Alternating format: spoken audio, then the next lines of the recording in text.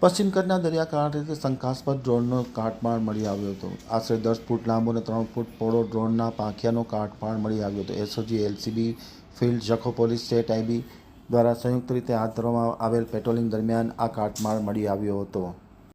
પશ્ચિમ કચ્છના દરિયાકાંઠેથી શંકાસ્પદ ડ્રોનનો કાટમાળ મળી આવતા ભારે ખળભળાટ મચી જવા પામ્યો હતો. સરહદી જિલ્લાના કચ્છ દરિયાઈ માર્ગ સુરક્ષા એજન્સીઓ સતર્ક બની છે. પશ્ચિમ કચ્છ પોલીસ દ્વારા હાથ ધરવામાં આવેલા રાઉન્ડ ધ ક્લોક પેટ્રોલિંગ દરમિયાન સિંધોડી ગામના દરિયાકાંઠેથી એક વિશાળ ડ્રોનના પાંખિયાનો કાટમાળ મળી આવતા સુરક્ષા એજન્સી દોડતી થઈ ગઈ હતી. આશરે 10 ફૂટ લાંબો અને 3 ફૂટ પહોળો ડ્રોનના પાંખિયાનો આ કાટમાળ સાગરખાંઠા વિસ્તારમાંથી મળી આવ્યો હતો. SOG, LCB field, Jakhau police અને સ્ટેટ આઈબી દ્વારા આ સંયુક્ત રીતે ધરવામાં આવેલ પેટ્રોલિંગ દરમિયાન આ સફળતા મળી હતી અને શંકાસ્પદ હાલતમાં ડ્રોનનો મોટો કાટમાળ મળી આવ્યો છે.